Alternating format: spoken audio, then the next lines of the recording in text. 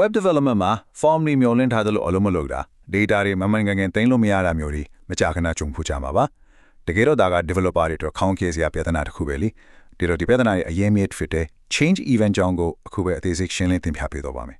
Form event တွေဘာကြောင့်လုံမလုပ်တာလဲဆိုတဲ့မေးခွန်းရှိလာပါတယ်ဒီကိုအမားတွေကတကယ်တော့အချိန်ကိုက်မှုတနည်းအားဖြင့် timing ဆိုတဲ့သဘောတရားပေါ်မှာအခြေခံနေတဲ့ပဟိလီတစ်ခုလို့ဆိုရမှာပါဒီ timing အပိုင်းကိုအတိအကျနားလည်မထားဘူးဆိုရင်တော့အမားယွင်းတွေစက်တိုက်ဖြစ်လာနိုင်ပါတယ်ဒီနေ့ဆွေးနွေးသွားမယ့်အစီအစဉ်တွေကတော့နံပါတ်1 change event ကိုအတိတ်ပဲဖွင့်ဆိုခြင်းနံပါတ်2 change event ကိုအလုပ်လုပ်စေခြင်းနံပါတ်3စာရိုက်ခြင်းနဲ့ပတ်သက်တဲ့အထင်အမြင်လွဲမှားမှု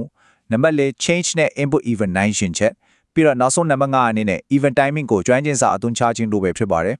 ဒါတွေက change event ရဲ့စီမင်းနေတဲ့ချွင်းချက်တွေကိုတေချာနားလည်ဖို့အတွက်လိုအပ်တဲ့အခြေခံပေါင်းတစ်ခုဖြစ်လာပါလိမ့်မယ်အပိုင်းတဲ့ change event ကိုအသေးပဲဖွင့်ဆိုခြင်းပထမဆုံးအနေနဲ့ change event နဲ့စိတ်ရှည်တတ်တဲ့တဘာဝကိုတေချာလေးအသေးပဲဖွင့်ဆိုပြီးရှင်းလင်းတဲ့အခြေခံတစ်ခုကနေစတင်ကြည့်လိုက်ရအောင် change event ဆိုတာအသုံးပြုသူကထပ်မှတ်ထားတဲ့ input elementary ရဲ့တန်ဖိုးကိုပြင်ဆင်လိုက်တဲ့အခါမှာအလုပ်လုပ်တဲ့အထူး event တစ်ခုပါဒီနေရာမှာအဓိကကျတဲ့အချက်ကသူဟာပြောင်းလဲမှုတစ်ခုကိုတေချာပေါက်အတည်ပြုပြီးတဲ့ချိန်ထိအလွန်စိတ်ရှည်လက်ရှည်စောင့်ဆိုင်ပြီးမှသာအလုပ်စစ်တင်လုပ်ဆောင်တာဖြစ်ပါတယ်အပိုင်းနဲ့ change event ကိုအလုပ်လုပ်စေခြင်းအခုစိတ်ဝင်စားဖို့ကောင်းလာတာကဘလို့ UI အခြေအနေတွေကဒီ event ကိုစတင်အလုပ်လုပ်စေတယ်လဲဆိုတော့တိကျတဲ့စည်ရင်းတွေပဲဖြစ်ပါတယ်ဥပမာပြောရရင် chat box ကိုအမှတ်ချစ်တာသို့မဟုတ်ဖြုတ်တာ radio button ကိုအမှတ်ချစ်တာ date picker နဲ့ yes ဆွဲရွေးချယ်တာပြီးတော့ drop down menu နဲ့ရွေးချယ်တာမျိုးတွေပေါ့ဒီလိုလုပ်ဆောင်ချက်တွေကချက်ချင်းပြောင်းလဲသွားတဲ့အရာတွေပြီးတဲ့အတွက် change event ကိုလည်းချက်ချင်းအလုပ်လုပ်စေပါတယ်ဒါပေမဲ့စာသားရိုက်ထည့်ရတဲ့ text feed ဒီမှာတော့ event တစ်ခုအလုပ်လုပ်ဖို့စက်တိုက်လုပ်ဆောင်ရမယ့်အဆင့်တွေလိုအပ်လာပါတယ်ပထမဆင့်ကအသုံးပြုသူအနေနဲ့တန်ဖိုးကိုပြင်ဆင်ရမှာဖြစ်ပြီးဒုတိယဆင့်ကတော့ enter ခောက်ပြီးအတည်ပြုတာဒါမှမဟုတ် input ကနေ focus fish ရတာမျိုးလုပ်ရပါမယ် focus fish ရတဲ့ဆိုတာက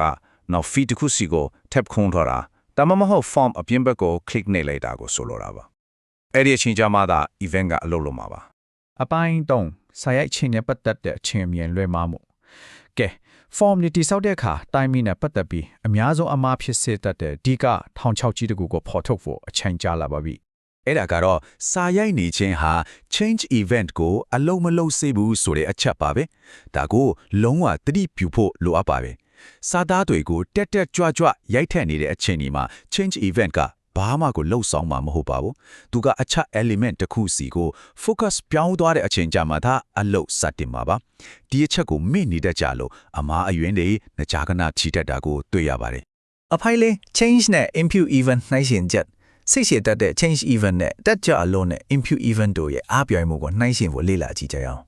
change event ကအခြေခံ event object ကိုပဲဖန်တီးပြီး focus fish ရှာမယ့်အချင်းကိုစောင့်ပါတယ်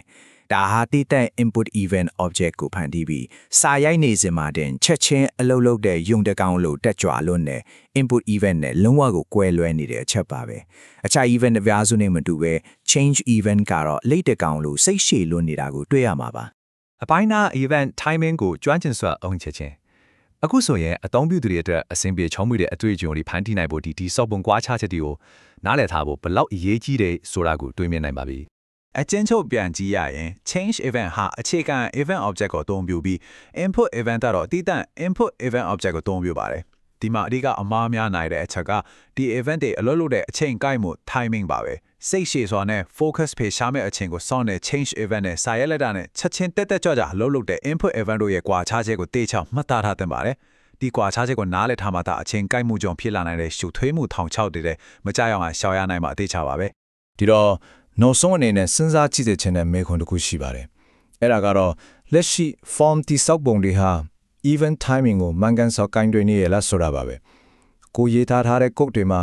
ဒီလိုခွဲပြားခြားနာတဲ့ event တွေကိုမှန်ကန်တဲ့အချင်းကိုက်မှုတွေနဲ့အသုံးပြုထားရလားဆိုတာကိုပြန်လည်စမ်းစစ်ကြည့်ဖို့တိုက်တွန်းချင်ပါတယ်